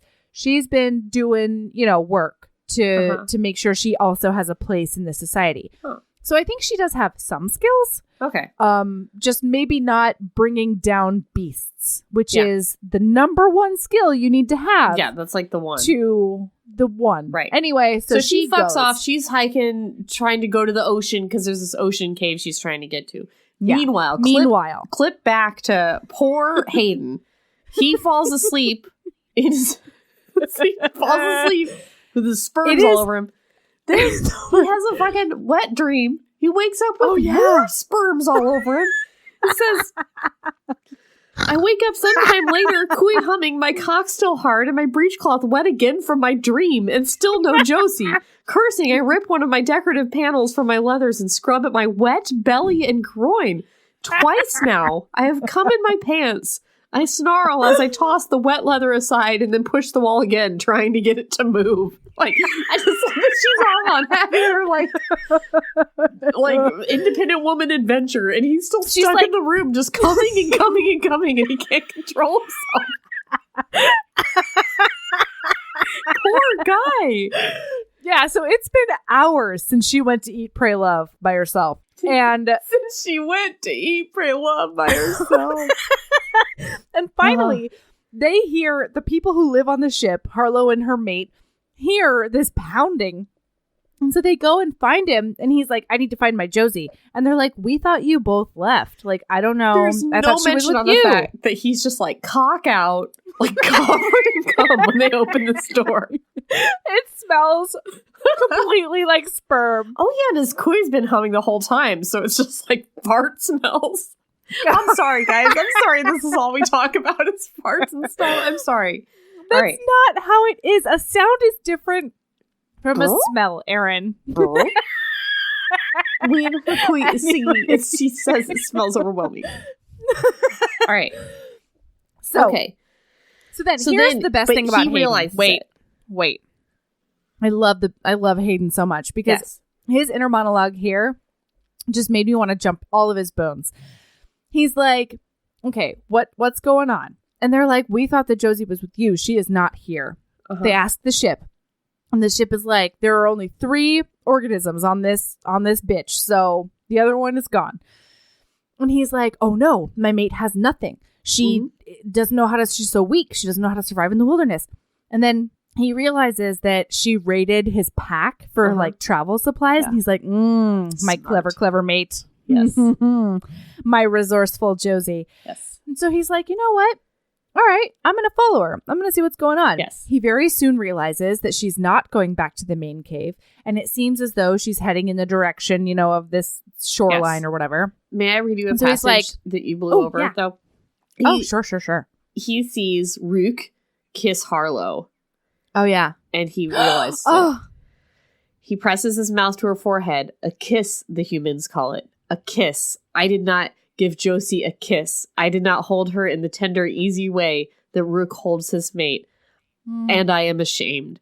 There are so many things I have done wrong this day, and I will right them or die trying. Die trying. Anyway, Hayden. So he's following her, follows her tracks.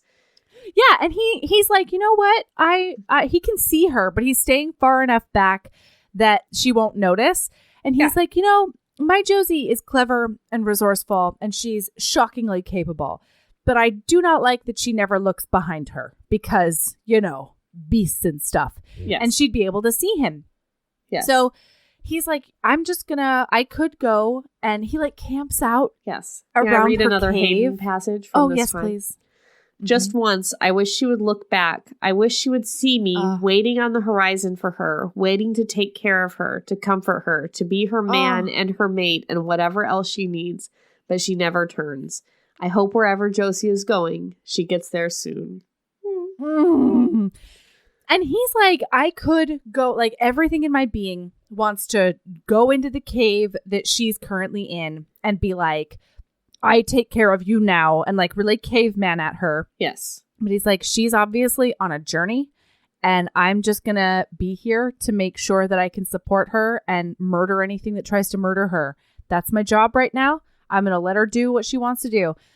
And it's gorgeous. He's such a feminist, and I'm so into it. I just love Hayden so much. I love him. She gets to the ocean. Yeah. She uses a spyglass that she took from the elder cave and like scopes out that ocean. She peeps a bird. That's the one. She peeps a sea monster. She peeps a spaceship. So she goes down. She peeps a crashed spaceship. Yeah. So she goes down and she's like, what's the spaceship? And then she's like, oh, right, I remember the story of the spaceship. The story of the spaceship doesn't really matter, except that the story of the spaceship is so good, and it's in book 3, Kira's book. Go read it. A ship returned a few months after we'd arrived. They stole Kira, shot Hako and Hayden. Oh, crap, Hayden. And left them for dead. Kira had saved the day, blah, blah, blah. It's a story that's been told around the campfire over and over again. I've heard it a dozen times, mostly because I gleefully enjoyed the part where Hayden got his gut shot up. God damn! Like, I can understand having an aversion to this guy and just wanting to make your own choices in life, but she, like, hates him for no reason. Yeah, but then isn't this the part where she's like, oh no, I think I miss Hayden, and I think I miss him for more reasons than just my cooey. I'm just saying, I feel like there are very few people in the world that I hate so, like, maybe no one, that I hate so much that I would enjoy their guts getting shot up. Yeah, and like needing to relive it constantly. Yeah, that's sort and, like, of giggling overkill. about it. That's a lot, especially if we're talking about, like, it's not hyperbole. This actually happened to this person. Right. /alien /barbarian. Fucks you real good. Fucks you real good. So, okay. So she goes down to that spaceship. She doesn't know what else to do. So she goes to the spaceship. There's a big light on it. It's hot. She goes into the spaceship. Oh, wait, guys. Yeah. Wait, but before that, yes, Hayden sees some tracks. And it looks like it's Metlax. Metlax. There's only 3 kind of animals on this planet. They're the dogs that run around. They eat those. They use their poop. They also keep them as dogs. There's Metlax. The weird thing is that I thought they were more like cows. Like really furry cows. There's one that is a pet. I know. I'm wondering how big big Divistes are, because I really thought they were more like cows. Anyway, dog cows. There's dog cows. There's the dog cow ones. Then there's the mean ones. Those are the Metlax. The Metlax. There's also face-eating fish, which are real neat. And then we don't encounter them in this. Scary bird. Oh, and then there's this bird. This bird you got. Wait, we're not there yet. Okay. We're not there yet. Spaceship. So the Metlax are like Yetis. Yeah. But they want to claw your eyes out. They're bad. And they hunt in groups. Yes. Okay. So she goes to the spaceship. Meanwhile, there's a Hayden's hot light. Yeah. Hayden's like, I'm going to go get these Metlax. I need to protect her from the Metlax. She sees the hot light. She goes inside. There's pods inside, and they've got ladies in them, 2 of them. There's more pods. There's more ladies in pods. There's pod ladies. She's like, oh no, I have to rescue these ladies. And she's like, I do have to go back to the camp now. Not because I'm running out of food. No. But because we got to save these ladies. Yeah, that tracks. She comes out of the spaceship. She sees Hayden bravely fighting off a dozen Metlax. He is locked in combat with a baker's dozen of Metlax. Right. Metlax. Oh my gosh. He fire. Is just swinging. Spear. Yeah. So what she does, she goes up to that hot light. Remember the hot light? Because I dropped it a few times so that you guys remember. She did. It was at least 3. Yeah. So she goes to that hot light. She tried to put her leather on that hot light, try to make her leather catch on fire so that she can scare away those Metlax because they hate fire. And she takes her whole pack, puts it on the thing, and she lights a lot of her shit on fire. Then she lights a bunch of, and then she carries that. She carries it in her hands. Fire all the way up the hill. She's going fast. Metlax, this is the fire. And How then she's dare like, you? Swoosh, ouch, swoosh. ouch, my hands are my hands are so burning. burned. Ouch, ouch. But like, I want to save Hayden. Which Whoosh, is like, whoosh. oh my God, Josie's in love with Hayden. Am I right? Yeah. So then she burns up her hands and throws the fire at the Metlax. They scamper away. Metlax. And then, I assume that they make the noise of the name that they are. Yes. And then Hayden is so grateful and so concerned about her hands. And they make a rendezvous inside the cave. Yeah, so he sets her up and he's like, okay, you're going to sit here. I love cave, you forever. I mean spaceship, but he calls it a cave. Yeah, the high-tech cave. High-tech so then cave. he's like, Everything's I'm going to go to get you. I'm going to go get you some herbs. And he builds her a fire and he gets her all warmed up. And then he goes out and this is where their relationship starts changing because he's like, I'm going to go get you some herbs. You're going to be okay because there's fire here and the Metlax don't like it. So just make sure the fire stays up. Right. And she's like, but you're going out there. Are you going to be okay? Yeah. And he's like, oh my gosh, my Josie is worried about me being okay. Yes. And he's like, yes, I will be fine. I am Hunter. Hear me roar. Yes. Roar. And then she's like, okay, well, hurry back. And he's like, oh my gosh. So he comes back and he starts chewing on those yucky herbs and buttering up her hands with them. Yeah. She realizes that the reason he's such a dick to her all the time is that he's scared that she's going to die. Yes. Like his other mate died. And she's small and can't take care of herself. Yeah. Duh, Josie. So this is where it goes from here. Over the next few days, I love this fight though, because he's just starting to think that she cares about him. And so he's like, okay, well, doctor in your hands, I'm doing all the things. And he's like, so it seemed like you were heading back out. And she was like, yeah, I was heading out to head back to the camp because there's 2 more bitches here and we got to save these bitches. Yeah. And he's like, and then he gets really quiet. Oh. And she's like, oh no, I hurt his feelings. He thought I was coming back for him. And like, obviously I wasn't doing that, but now I kind of wish I was. Yes. And so this is good of her. She tells him, that her feelings are starting to change. Yes. And it takes them a while, but she's like, I'm sorry I hurt your feelings about, not wanting to be in your sight at all, ever. Yeah. And I was only going back for these bitches. Yeah. So then, 2 days pass. Because he's like, we can't leave until your hands are better. You're already a liability because you're so frail. Right. So you have to be fully healthy before we can leave. He's feeding her. He's literally feeding her and drinking her with his hands. No, I was about to say, he's doing a lot of feeding her, but he's also doing a lot of handing her tea, which I was confused by. She can hold the tea, but not the spoons. Well, she's got mitts. It's basically like in bowls, so she can just mitt it and then double hand it up to her face. Okay. Okay. So it's bath time. Yeah. Guys. Josie just is feeling pretty it's stinky. Time. She's feeling stinky. And she's been furred up and leathered up and horned up a lot of for like a very month. Horned up, and her resonance has just been making a lot of smells and a lot of sounds. She just feels very stinky. And so she turns to Hayden and she says, Hayden, I'm stinky. Would you mind? Can you imagine if that's what she said? I know. But anyway. I smell so bad, Hayden. I'm so smelly and very smelly. Mm-hmm. And he's like, how about I bath you? How about I sponge bath you? And she's like, oh, no, we couldn't. And he's like, no, I totally can. Super can. Definitely want to. So he starts warming up the water. And then when it's warm, he starts taking off her clothes a little bit. And then he starts. So then our Virgin Duke is so sweet because he's trying to bath her. But he also wants to touch her all over, but he also doesn't want to come in his pants again, right? So he's in this predicament, right? So horny. So he just keeps on washing her shoulders. He just keeps on washing just her shoulders.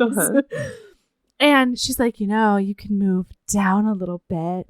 And so then he washes up on her boobs, and then she's like, oh my gosh. And then he goes a little bit lower, and then he washes up on her cunt. And she's like, oh boy. And then he's like, I need to bury my face in your cunt right now. Wait, before that happens. Oh, no. Okay. He tells her what happened with the other thing. He was like, I should have done better with because he tells her his hesitation in bathing her, and like he's very embarrassed by it, and she all of a sudden realizes what happens, and she's like, oh, okay, no, it makes me like you more. And then he's embarrassed, and then he feels okay. So I just wanted to get that out. That happens during the bath. Thank you for telling us about that, Erin. That's so true. It was important. And to Josie's credit, she finds it to be adorable, as she should. Yes. And she finds out he's a virgin in this conversation. She's like, he's like, it was my first time. I'm ashamed that I couldn't get it right. And she was like, it's your first time. Mm-hmm. Mm-hmm. And so he just takes his tongue and he puts it right in her folds. And guys, a lot of their body is ridged and like bumpy, including their tongue. Can I just tell you that upon first read, he kept on talking about her super smooth tongue. Uh-huh. And so on first read, I was a little put off because I was imagining like a cat tongue. It's not what it is. No. It's not that. It's just like ridged. It's a little bit bumpy. It's ridged for her pleasure. So is the penis. It is. So is the penis. And it has a prong for the clit. Yeah, we'll talk about that later. I've got some hesitation regarding his spur. Spur is like the worst word for it too. It implies that it's sharp. It's so sharp. Yes. It is so sharp. It's meant for punishment. Okay. So anyway, he goes down on her. It's amazing. Yes. She comes like a freight train. Yes. And then does she offer to reciprocate? I don't remember that she does. Oh, she does not. But it doesn't matter because he blows his load while going down on her. Yeah, he cannot help himself. And she's like, I don't know if she offers or he just kind of is like, I'm good. No, he does. Yeah. He's like, that was really good for me too. Oh, and that's what she says, what about you? And he's like, I finished as well. Hayden, I love you. You randy kid. And then he finishes bathing her and then they go to sleep. Yeah. Naked this time in the furs together. Yeah. And they're all cuddled up. Okay. So then can we skip ahead to when they leave? Yeah, I guess. I mean, it just builds more and more. It's very nice. Like they have a lot of really good conversations about their many miscommunications. I start to be more okay with Josie during the, they start talking to each other, which is great. And now they're like totally into each other. They're good. Yeah, they're into it. So then they start hiking away. Oh, wait. And they start going to... Oh, that's right. Bloop. Beep, boop. Blop. Bird. Click. Beep, boop. Bird click. I think that's what it was. Yeah. They're worried about those Melax. They're worried about the Yetis outside. And he's like, it'll be fine. They're afraid of fire, so we will cover ourselves with ashes so that we smell like fire. Yeah. That's stupid. That's all I had to say about that. Beep boop, bird click. That's dumb. Metlax are afraid of fire because it burns, not because it smells like ashes. That makes no sense. That just sounds like there used to be a fire, and now there is not. No, it just smells safe, right? Right. That's just smells safe. Dumb. How about a torch? I mean, I'm not like Miss Survivalist here. I don't know. I'm not experienced in Metlax, but I feel like a torch. Yeah, I just don't think it's like an all-day plan. You know what I mean? I don't know. They have a lot of dung. I know, but are you going to hold a flaming ball of dung? Listen, Josie tried that. She got real injured. If they said, we left holding a flaming ball of dung on a stick and we use that as a torch all day, we wouldn't be beep, bloop, blopping, bird clicking. I would have been like, yep, that sounds about right, a torch. But instead, when they rubbed themselves with ashes, I had to highlight it and say what is going on. Okay, fair. All right, okay. Okay, but back to the plot. Point of order. Plot. They leave, but so Hayden's like, let us go back to our friend's cave. And she's like, actually, can we take a bit of a honeymoon? Because like this thing is new between us. I really want to just like see the countryside. Let's do this real good. And then we'll go back to the cave because in her mind, like this is going to be a crazy 180 to everybody over there. And so she wants a really solid relationship when she confronts everyone with their new blissed out state. I can see that, but like also there are animals that are going to eat you. Like, I just feel like get back to the cave where you guys can, like, have a nice bath, retire to your cave, lock the door, you know, hiking all around the countryside with very little food is not the nice honeymoon you want. Yeah. So my thing was, why not go within, I don't know, 1 day's hike of the cave and then hang out inland? Because their whole thing is right by the shore is super dangerous because A, it's Metlack territory, and B, there are these insane, like, Jurassic birds. There are these bus-sized birds that hang out on the coastline, and they just want to eat you. Like, you just look like the most delicious tiny snack because they are bus size. They are school bus size, and they fly. They're flying buses with teeth. Right. Oh boy! So I think we can fast forward a little bit here. Like, they take their honeymoon. Yeah, they're hiking. They're doing the hiking. One night, she teaches him how to do the kissing. Yeah, that's very sweet. Yeah. Oh, yeah. That's right. They do the kissing that night, and he learns how, likes it very much. He's got the ridgy tongue. She's got the normal tongue. I feel like he fingers her. Yeah, that's the night he fingers her. He says something like, "Do you want me to fuck you with my fingers?" And I was into it. And then, like, another night, she goes down on him. Yeah. She definitely does, like an alien blowjob, to which I remember noting, what do we think alien cum tastes like? We don't need to talk about it, but I don't know. Resonance mates taste like the best thing that's ever happened to your mouth. I feel like they're light blue, so, like, maybe cotton candy. Ooh, I feel like when something's light blue flavored, that's usually the flavor. Yeah, or like blue raspberry. Delish. Right. Like, he wakes her up with oral sex a couple times. That's great. Like, they're just doing, they're exploring. They're honeymooning. They have not had regular sex yet, though. Like, they have not had penis into vagina sex. Do we call it a penis? Like, I almost said that, but then I was like, is that what it? Yeah, I guess it is. His alien penis is not. Yeah. So, also, you guys, he only refers to vaginas as cunts. That's the only word he knows for it. Every time she calls it something else, he's like, what is pussy? That's right. So is that funny. Your cunt? Yeah, it's like, is that what you call your cunt? Which is, it's hilarious that he doesn't know, like, 2 words, and they're, like, the other 2 words for vagina. Otherwise, fluent English. Okay. So then, they're hiking around one day, and they see a Metlack that's, like, real fucked up. And he's like, oh no, the scary birds are around. And then the next day they start hiking, and he's like, stay real close behind me because those scary birds are around. And she's like, oh, look, a scary bird. And then... No, Erin, wait. No, I'm sorry. I have to talk about this. First she whispers. He says, a scary bird. No, stop it. No, this is a beep boop bird click. Hayden is a dum-dum. Hayden is a dum-dum? You just wait. Take a seat, madam. Hot take from Melody. Here we go. So he's like, these birds are scary as shit. We only know them in, like, mythical terms. We've never actually seen one in action, but we know that they're super dangerous. And so he's like, all right, tiny human, that is Josie, we need to be careful and, like, brr. So this motherfucker then decides that, so Josie's in snowshoes because she's got human feet and it is super, super snowy. She can only walk so fast in her snowshoes. So Hayden is like, we've got to hurry, Josie. And so he just fucks off. And he's like, he is no less than 30 paces ahead of her. He cannot hear her, even if she were to, like, almost shout. Even if she were to shout, but beep, boop, bird click.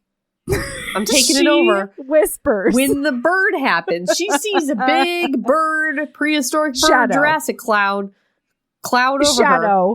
Maybe it's bird. It's click, click, click, click, click. It's ready to go. It's and she goes, a shadow. She goes, a bird.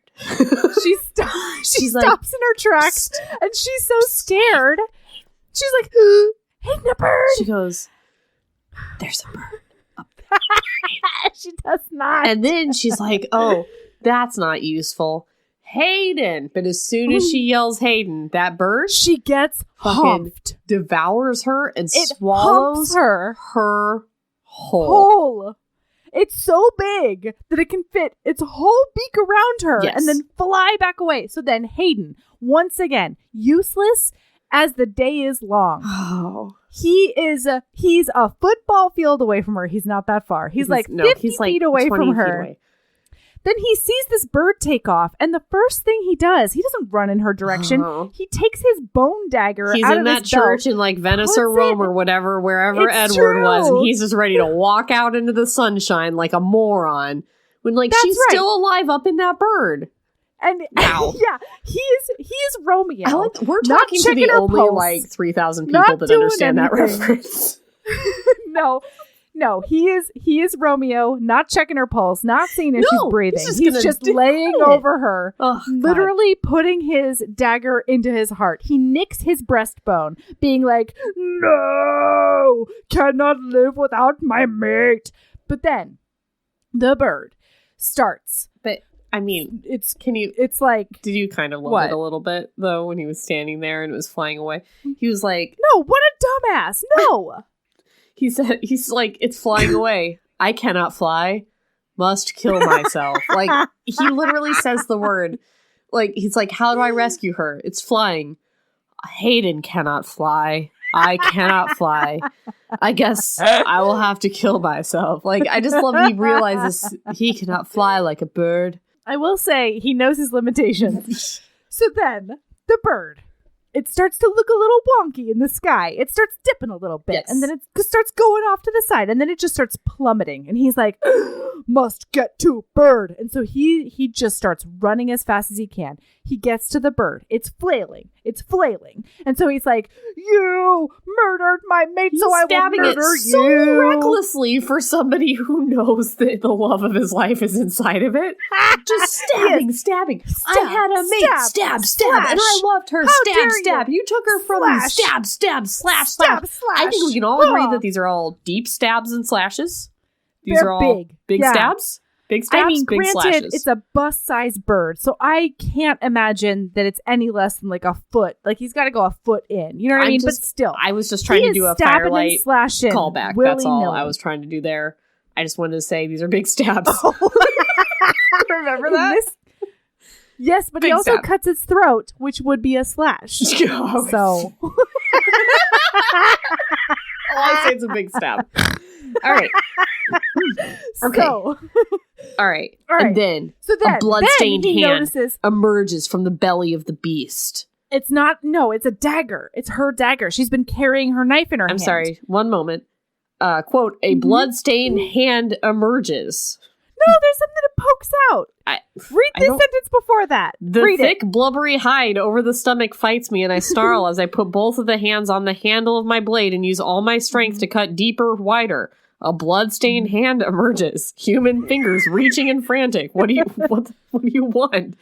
Joy blasts through me, and I continue cutting. My mate, she lives. And then she's also cutting, too, somewhere. She is, but first is her hand. I don't know what to tell you. That's why the bird crashed. I don't know. Well, congratulations, Erin. Yeah, I got something one time because it was right in front of me. Somebody's going to always have notes in the future. She's never going to forget this. She's going to wake in the middle of the night and be like, "That one time, Erin knew and I didn't. I must take more notes." So she swan dives out of this bird. She's covered in gore.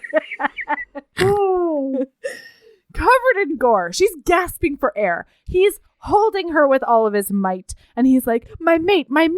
I was going to kill myself because I'm totally useless. I'm so glad you saved yourself." No. And then it's way more eloquent than that.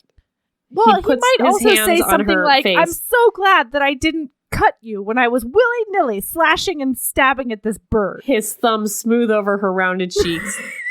"I will keep you safe. You are mine. That is all you need to know. If you are taken, I will come after you. If you are sick, I will never leave your side. If you leave, I will follow. You will never be without me because I will come after you. Know this." I brush my fingers over her breast where her kui thrums. "Feel this and know it to be true." And she interrupts him and says, "But we're not," because she's the worst. And he continues like the warrior barbarian he is. Yeah. And when you are well, I tell her in the same firm voice, cutting off her protest before it starts, I will lie down with you in the furs and I will take you as mine. We will mate until you carry my kit, which is what they call babies. It's gross. Then resonance will be sated. But do not seek to tell me that you are not mine yet, because you have always been mine. Yeah. Beautiful. Okay, so that might be more romantic than what I Beautiful. came up It with. was really nice. It's in But my mine vows was now. probably more accurate. That's what my vows are going to be. Oh, I like it. If you leave, I will follow you wherever you go. Mm-hmm. Yeah. Can that be my reading at your wedding? Melody would like to do a reading from Sex Planet Ice Barbarians, fucking you real good. You can get up there on the little podium. In a little book. Oh, David's family would love that. No, we'll have you do like love is patient, love is kind, and then have How like dare somebody you. else do Sex Planet Ice Barbarians. I am already wearing orange for you, you motherfucker. Just imagine though, if you did like the regular, like the love is patient or whatever, and then like we made some other bitch read Sex Planet Ice Barbarians. Fucking you real good. All right, okay. Okay, sorry. Okay, sorry. So, sorry, everyone. Okay, so then they go back to the cave, and there's this time where he's taking care of her, and she's like, no, but I just want you to put it in me. And he's like, you're too weak. And she's like, stop saying that out loud. Oh, you know what? This is where they kiss. It's after this. They talked about it before, but it's here where they start kissing. Sorry, they were talking about kissing each other on their bodies before, and I got confused. I apologize. Yeah, and so this is how it happens. This is why. I knew it. So, my God. She is... She's like... See the force of her being right after being wrong once in her whole life. I knew it. It's fueled by dark chocolate and indignance right now. So she's like, I need you to put it in me. And he's like, you are too weak. You are too sick. We need to take care of you. And she's like, all right, fine then. She tries to backdoor it on him. And she's like, I want to practice kissing. And he's like, kissing? You want to practice kissing? He knows what it is now. They've already talked about it. Don't even. No, it says something like that. It says like kissing question mark? Because she says kissing? he does this like a smooch, like a chaste smooch on her. And she's like, okay, there's different kinds of kissing. Like there's French kissing. And he's like, French kissing. So he knows kissing, but the French is like a whole different level of pronunciation for him. Yeah, fair enough. But, it's on TM. And then they do it. Isn't this where we find out about the spur? Yes. Up until this point, granted, if you are a regular reader of Ruby Dixon, you were introduced to the spur way up top. You know what I mean? Yeah. But as a person who started at book 7, my note is, what? Because I had no idea. So, guys, there is this protruding... Yes. A protuberance is what I'm going to call it. Uh-huh. It's like one of those dildos that has the thing for your clit. It's one of those. It's like a rabbit, yeah, except that it's not, because A, it doesn't vibrate, and B, it's made of bone, question mark? Bone? It they say, I'm hoping it's more like cartilage, and even that seems like it would be, so this is what I'm saying. I urged that. I have some hesitation about the spur because, I am a lady who needs clitoral stimulation to come. I will just put that out there. Bing, boom, bong. Beep, boop, beep, bird boop, click. Bird TMI click. with Melody. That's the one. I need clitoral stimulation, right? However, I am not sure that like a bone coming at my clit with like the hammering motion of a 7-foot alien is what's going to do it. That just seems like it's a recipe for a clit rupture, question mark. I'm just not sold. I appreciate the nod to, some clitoral stimulation being needed and not just having like magical penetration orgasms all over the place. But if this thing is made of bone, like what I really wanted it to be is just like second tiny dick, you know?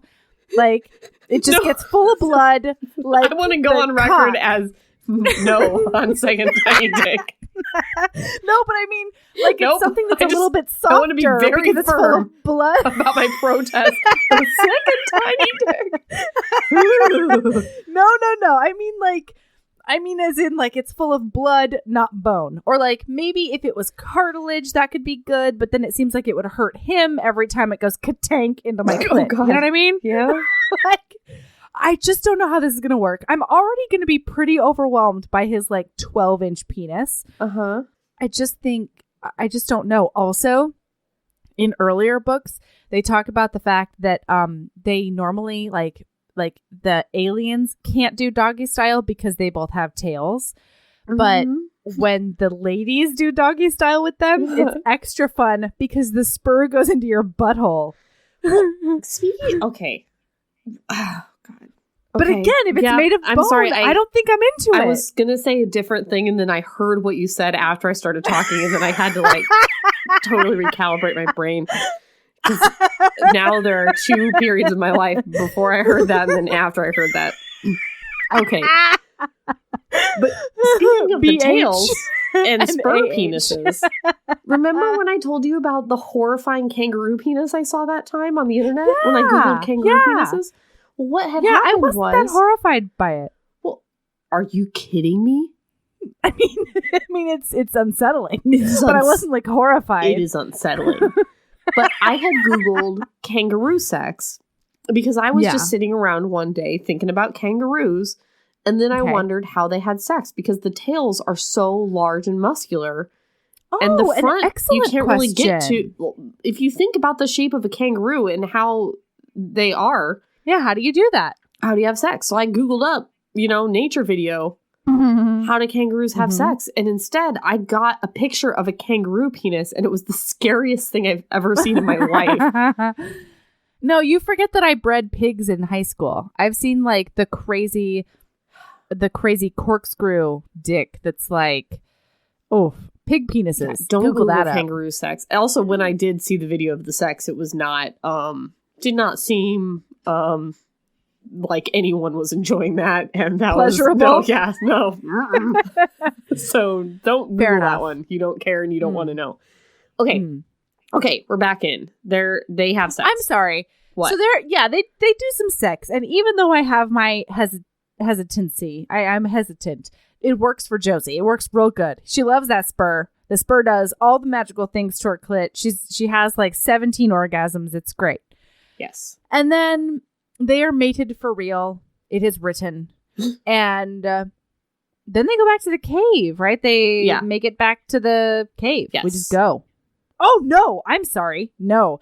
So he says, Hayden's like, you can't walk anymore because you're teeny tiny and you're bird snack size. This is rough. It's amazing. Amazing. So what he does. Oh, I hated it. I mean, it's also a little disturbing, but also hilarious. So he makes her a papoose. And he's like, you're gonna ride on my front, and I'm gonna put our packs on my back, and we're gonna make it back to the cave that way, and we will be one, and it'll be great. Except that their cooies are still going crazy because she does not have a baby in her yet. Uh-huh. And so she actually says later on that like every 30 minutes they have to stop and like fuck real quick. He just like pulls her loincloth aside and pulls his loincloth down. And then they finally just decide to leave their pants like off/askew so that they can continue just like having sex standing up every once in a while. It's ridiculous. And they keep doing it. It happens like 3 times. May I read you? And then in her inner monologue it says, except like he stops to fuck me every half hour. Yeah. Insane. Like we see it 3 times. We do not see it. Yeah, but really the 27 times it happened. Yes. Amazing. May I read you the most melody passage that's ever been written in a book? Always. Sorry, this is back a little ways, but I went back to find it because I realized we missed it. Okay, are you ready? Yeah, I'm ready. I nod. He says, do you like it when I touch your nipples? She says, okay, I nod. It feels almost as good as when you touch my pussy. Pussy? I'm so not explaining that word to him. I point primly. He grins, looking smugly pleased. Your cunt. And he reaches between us and cups it because he's a bold son of a bitch. Your warm, wet cunt. A little hitching moan escapes me. That's the one.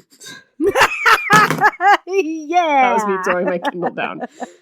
This is a woman explaining to an alien barbarian that her pussy is called a cunt, him calling it her cunt, and then her saying, that's the one. Are you Ruby Dixon? I think so. It's possible. Anyway, okay, so they get back to the camp. We can really wrap this up pretty quick here. We can, yeah. They get back to the camp. The rest is just like plot. The rest is like really just setting up the next book. Exactly. A bunch of the aliens go get the two ladies out of the pod at the ocean. She realizes she's pregnant from the 50 times she had sex with him over the past week or so. On the walk alone. Yeah. Yeah. He leaves. She wants to go with. He doesn't let her. It doesn't matter. She stays back at the cave. He goes with a team to go get the ladies. I remember that little notch you put in your memory an hour and a half ago? Wait. Not yet. Because there's a lady who goes with them, and she goes with her mate, and they talk about the big birds who are hungry and coming more inland. Yes. And so instead of making a papoose where he can just fuck her anytime he wants, he just ties a rope around her waist and around his waist so that they'll, like, get taken together. Yeah, I don't know how that helps the situation, to be honest with you. Because I think he can then attack the bird from the outside. No, I don't think so. I was just like, no, he would just be dangling there. And then the bird would just eat him too. Attack. No. That's Ehako. He's capable of some things. All right. So sorry, back to my notch. Yeah. Remember that notch? Okay, when these two ladies fall out of the pods, Hayden, in his narrative, is like, I've got to like make sure that I'm standing in front of the other males because they might try to force resonance sex on them. So all that stuff about human males force sex on ladies? What is humans? Does Space it actually barbarians say sex? don't. No, it's resonance. It says they try to force resonance on them. So that's different. Oh God, but they don't even have cooeys. Those ladies, they don't have cooeys in them. No, but the aliens, I learned this from previous books. The aliens can resonate on people who don't have cooeys. It just won't be reciprocated until they have a cooey. But isn't it a joining of cooeys is the whole point? Listen, it's a little bit convoluted. What does the cooey even like about that person? It can tell that they would make strong babies. I don't know how before there's another cooey in there analyzing their DNA and communicating between cooeys. But that's fine. Okay. What it's like. Never mind. Anyways. The ladies fall out of the thing. They bring only one lady back. That's a mystery for the next book, I guess. And I'm pretty sure one of those hunters fucks off with her. Yeah. The sister, so they're sisters, and the sister's real mad. She's like, I want to talk to the guy who's took my sister away. Anyway, it doesn't matter. What's her face is pregnant, and Hayden's real happy about it, and they go back to their luxury cave and they fuck all day. The end. Yeah, they do. The end. Yeah. Oh, Ruby, thank you. Yeah. Thank you for giving us another obsession that I can just delight in, because these are so yummy. These are so good. They are. They're really good. And they're snippy snappy. Yeah. All right, Erin, what is your lady love? Here's the thing, guys. The best lipstick on the market is Bare Minerals matte. No. Whatever. No. Gen Nude matte. Probs not. Lipstick. Tastes like chocolate. Sure. But if you're going to go with a lesser lipstick, like Maybelline Super Stay ink lipstick. You bitch. If that's the route that you're going to go. You bitch. Did you know that there's a new extra line of colors of it? No. I don't know if it's new or not, but I don't even remember where I was this week, but I ended up in a Walgreens. And they had more colors than usual. Like a whole other thing. And they're called, it's the City line. There's more newer ones. And That's so exciting. Lover's in my shade. You know, like that's about as dark as I go. But it's a little too pink for me. I look better in oranges. So if you are somebody who likes the color of Lover, but it's a little too pink, may I recommend Self Starter, which is the perfect shade for me, Erin. Ooh. I am going to look at Self Starter because the only thing I don't like about Lover is that it's a little bit too pink. Self Starter is a little darker. So it's a little more bold. but that won't bother you. Okay. Slightly. No, it won't. That's awesome. Yeah, it's an incredible shade. If only they made it in Bare Minerals Gen Nude. Oh my God. If only, because that is the superior lipstick. All right. My lady love is, I feel like I just reuse this one all the time. Basically, like, make good choices for you, because I need to have a fairly low sugar diet, because otherwise my ADHD brain goes a little haywire. And there was a period around all of our birthdays where I was just consuming as much sugar as I could pack into my body. I was sneaking cupcakes. I was like making candy runs that nobody knew about. I was doing all the things that were not great. And I had such mental fog, and there was a big mental lag, like, in my conversation. I couldn't remember things that I was supposed to do throughout the day. Like, it was really bad. And then I made a commitment to myself that I was going to decrease the sugar and really amp up the protein, because that's what my brain needs.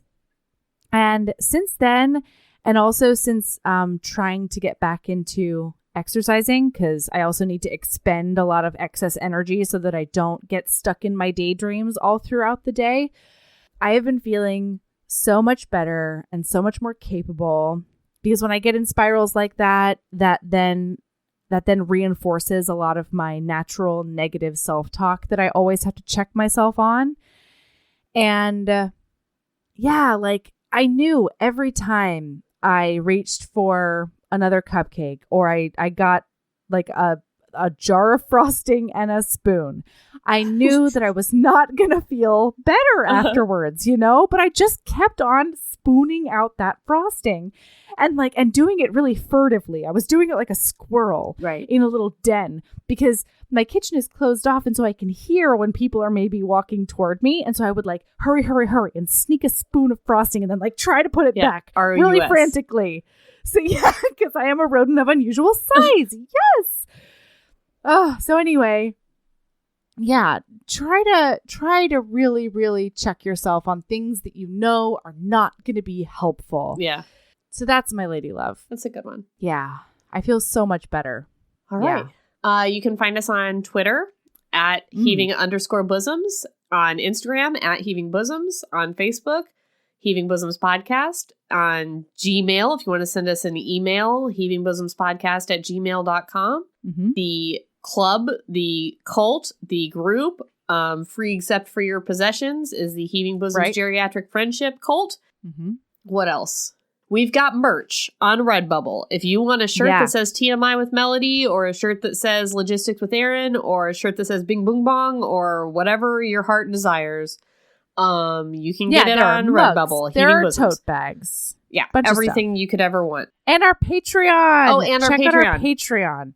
It's patreon.com/heavingbosoms. There is a bunch of bonus content. We just recorded a couple of tinglers that, oh my God, are the hardest we've ever laughed on the podcast, and unfortunately, only a couple hundred of you are going to hear it. Oh my God, it's worth it. I can't wait to relive it. Yeah, and at this point, $5 a month gets you all bonus content. Yes. And right now, I think there's at least like 40, at least. I haven't counted something recently, like, but there's a lot of bonus content. Yeah. So time's now, you guys. Yeah. And the spring gifts are about to go out if you're one of the book, novel / mug people. So I'm sending those out here in the next week or so. Or if you're listening to this in a week, maybe I've already sent them out, hopefully. Mm-hmm. Okay. All right. So that's it. Keep being a badass. And love yourself as much as you love beep boop bird clip. What is it? What did it even mean? You've changed the podcast forever. No, I promise we'll go back to Bing Boom. Yeah, unless we're doing another alien sex book. That'll just be the one we use for aliens. Yes. Could also be a contender. Okay. Oh, yeah. Okay. Okay. All right. I love you. Bye. Bye. Love you too. Bye. Oh.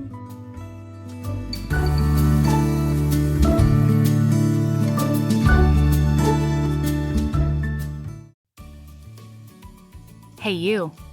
Yes, listener, you. Are you loving the show? If so, please leave a rating and review in your podcast app. The 90 seconds you take to say something nice not only helps new people find the show, but it makes me super smile over at HBHQ. Also, I've had a few people ask, and the answer is yes. We are still doing the 5-star bribe. If you leave us a review with 5 stars, then we'll do whatever book you want. We're real deep into the list, though, so it might be a while.